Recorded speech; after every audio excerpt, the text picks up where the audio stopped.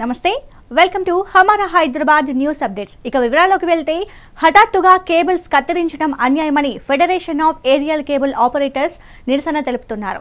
ప్రభుత్వం హఠాత్తుగా కేబుల్ వైర్లను కత్తిరించడం వేలాది మంది కేబుల్ ఆపరేటర్ల జీవితాలను ప్రమాదంలో పడేసిందన్నారు. దీనివల్ల లక్షలాది మంది ఉపాధి కోల్పోయే ప్రమాదం ఉందని ఆవేదన వ్యక్తం చేస్తున్నారు.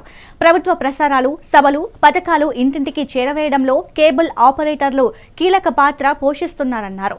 తప్పు ఎక్కడ జరిగిందో పరిశీలించి సరైన పరిష్కారం చూపాలని కేబుల్ ఆపరేటర్లు ప్రభుత్వాన్ని కోరుతున్నారు.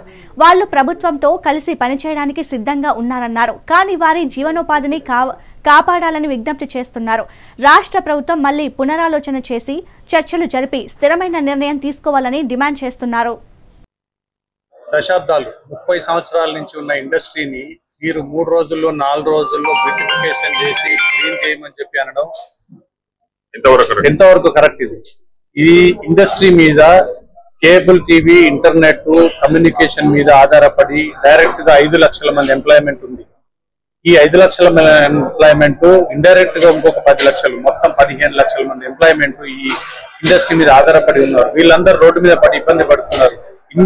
చేసిన ఇన్వెస్ట్మెంట్ అంతా రోడ్డు పాలవుతుంది. దీనికి మీరు గవర్నమెంట్ చెప్పినట్టు 2 లక్షల కొత్త ఎంప్లాయ్మెంట్ కాకుండా మీరు 5 లక్షల మంది ఎంప్లాయ్మెంట్ రోడ్డు పాలిస్తున్నారు. కాబట్టి మేము అనేది ఒకటే, మా డిమాండ్స్ ఒకటే. చర్చలకు రండి, కూర్చుందాం, మాట్లాడదాం. ప్రతి సమస్యకు పరిష్కారం ఉంది, ప్రతి క్వశ్చన్ కి ఆన్సర్ ఉంది. దయచేసి మేము వచ్చి కూర్చొని మాట్లాడుకొని సమస్యని పరిష్కరించుకున్నాం. మీకు కావాల్సినట్టు చేయడానికి రెడీగా ఉన్నాం. మేము డబ్బులు పే చేస్తున్నాం. జిఎస్టీ, ఏజీఆర్, సిజిఎస్టీ అన్ని గవర్నమెంట్ పే చేస్తున్నాం. ఇంకా మీ డిమాండ్స్ రెడీగా ఉన్నాం. పోల్ మీద కాకుండా మీరు ఏ విధంగా డక్ట్ ఇస్తారా ఇవ్వండి. డక్ట్ లో అండర్ గ్రౌండ్ డక్ట్ ఇస్తే మేము వేసుకొని క్లీన్ గా చేయడానికి రెడీ ఉన్నాం. లేదా రోడ్ సైడ్ సింగిల్ ఫైబర్ లేసిస్తారా, తీసుకొని రెంట్ పే చేయడానికి రెడీగా ఉన్నాం. కానీ ఈ ఎంప్లాయ్మెంట్ మాత్రం చంపొద్దు, మమ్మల్ని రోడ్డు మీద వేయద్దు. దయచేసి మీరు చెప్పేది ఒకటే, మా పేషెంట్ ని మీరు ఏ విధంగా మీరు దయచేసి టెస్ట్ చేయొద్దండి. గవర్నమెంట్ కు మా యొక్క రిక్వెస్ట్. ఎన్నో సార్లు, దగ్గర 10 సార్లు కలిసాం. డిప్యూటీ సీఎం గారిని, అదేవిధంగా సీఎండి గారిని కలిసాం, వేరే మినిస్టర్స్ కలిసాం. ఏ విధమైన రెస్పాన్స్ లేదు. ఎన్ని రోజులు ఇట్లా కట్ చేసుకుంటూ పోతారు? మీరు హైదరాబాద్ ని డెవలప్ కాదు, నాశనం చేస్తున్నారు. గుర్తుపెట్టుకుని, డిస్ట్రాయ్ చేస్తున్నారు. మీరు కూర్చుందాం. మీడియా లేకుండా, ఇంటర్నెట్ లేకుండా ఏ సిటీ కూడా డెవలప్ కాదు. ఎంప్లాయీస్ తరలిపోతారు, ఆంధ్రాకి వెళ్ళిపోతారు, బెంగళూరుకి వెళ్ళిపోతారు, ఉద్యోగాలు పోతాయి. దయచేసి మీరు ఒక్కసారి మనసు పెట్టి ఆలోచించి చర్చలకు రండి, కూర్చుందాం, సొల్యూషన్ చేద్దాం. డబ్బులు కావాలా, ఇంకోటి కావాలా, ఏంటి మీ సమస్య, మీ ప్రాబ్లం ఏంటి, గవర్నమెంట్ ఏం కావాలో మేము ఇవ్వడానికి రెడీగా ఉన్నాం. మా ప్యాకో తరఫు నుంచి మేమందరం రెడీగా ఉన్నాం.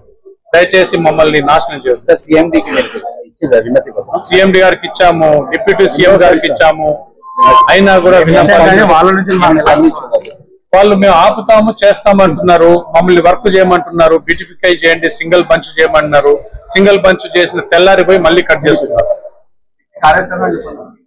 నెక్స్ట్ కార్యాచరణ, గవర్నమెంట్ కనుక చర్చలకు రాకపోతే, కూర్చోకపోతే మేము ధర్నాకు దిగి మా సమస్యను మేము ఎట్లా చేసుకోవాలో మేము ఆలోచించి తప్పకుండా ఫర్దర్ యాక్షన్ మేము ముందుకెళ్తాం.